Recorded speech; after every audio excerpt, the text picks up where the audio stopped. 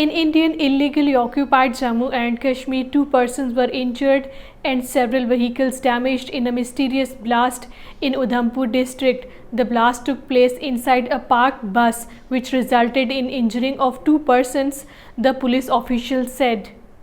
Jammu and Kashmir Democratic Freedom Party has denounced the Narendra Modi-led fascist Indian government for hatching one after another conspiracy to deprive the Kashmiris of the places of great Muslim cultural, historical and religious significance. The DFP, in a statement issued in Srinagar, took strong exception to the recent assertion of the BJP leader and chairperson of Jammu and Kashmir Waqf Board, the Raksha Andrabi, wherein she hinted that the grabbing of the land of Eidgah in Srinagar in the name of the building of a hospital there. In Indian illegally occupied Jammu and Kashmir, the Kashmir Chamber of Commerce and Industry has demanded authorities to ensure hassle-free movement of the fruit-laden trucks on Srinagar-Jammu highway. The KCCI President Sheikh Ashik, talking to reporters in Srinagar, said that the authorities should ensure a mechanism so that the movement of the trucks goes on smoothly for the whole season.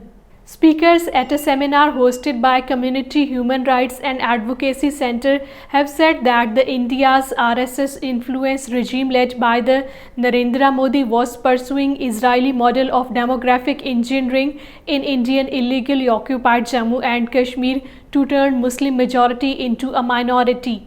The seminar, titled Demographic Engineering in Indian Occupied Jammu and Kashmir, Violation of International Law and UNSC Resolutions, was attended and addressed by the international law experts, rights activists and political activists hailing from different parts of the world.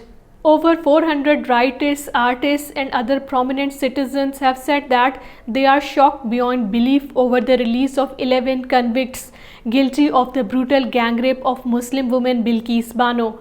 Writers, activists and other prominent citizens issued a statement condemning the unspeakable brutalism and trauma suffered by Bilkis Bano and said Gujarat government's decision to release the imprisoned convicts under the state's remission policy on August 15 makes it even more inhumane.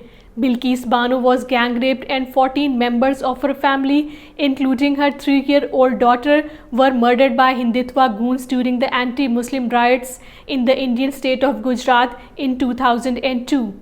Indian National Congress has said that Bharatiya Janata Party doesn't want elections in Indian illegally occupied Jammu and Kashmir for its own interests. The Congress President for Indian illegally occupied Jammu and Kashmir chapter, Waqar Rasool, talking to reporters in Srinagar, said the BJP wants to rule in Indian illegally occupied Jammu and Kashmir from Delhi and doesn't want people should elect their representatives.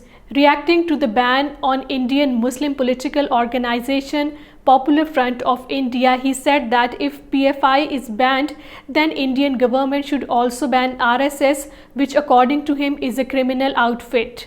Opposition parties in India, including Rashtriya Janata Dal and Congress, have demanded a ban on the Hindu extremist organization Rashtriya Swayamsevak Sangh, which is ideological foundation of the ruling Bharatiya Janata Party.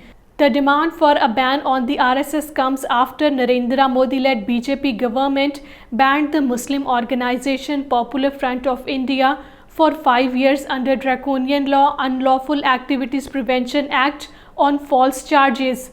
RJD chief Lalu Prasad Yadav said that RSS is an extremist group that needs to be banned.